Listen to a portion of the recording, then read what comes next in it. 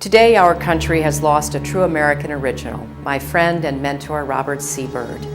Senator Byrd was a man of surpassing eloquence and nobility, and I will remember him for many things. It is almost impossible to imagine the United States Senate without Robert Byrd.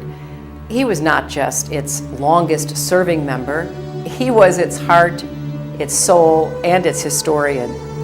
From my first day in the Senate, I sought out his guidance, and he was always generous with his time and his wisdom. There are a lot of people who wrote these eulogies for Senator Byrd in the newspapers, and I read a bunch of them, and they mentioned that he once had a fleeting association with the Ku Klux Klan. And what does that mean? I'll tell you what it means.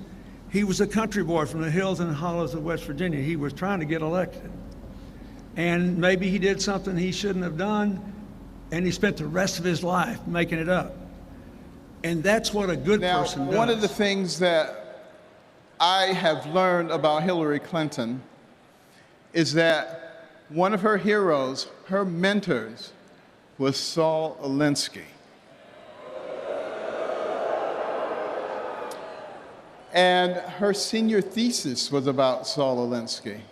This was someone that she greatly admired and that affected all of her philosophies subsequently.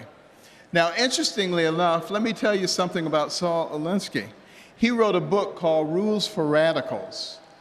On the dedication page, it acknowledges Lucifer, the original radical who gained his own kingdom. Now, think about that. As leaders, we have a choice who we associate with and who we apparently give some kind of seal of approval to. Protesters filled the streets of Chicago today, rejecting Mayor Rahm Emanuel's apology for the fatal police shooting of 17-year-old Laquan McDonald. This video and that death of Laquan McDonald happened before the election. What he did was cover up that information to conveniently be elected for mayor. I don't understand, looking at the evidence that we now know is public, how any person, particularly a presidential candidate, could stand behind someone like Rahm Emanuel. So here's what I ask of you. Hold me accountable. Hold every candidate accountable. What we say matters, but what we do matters more.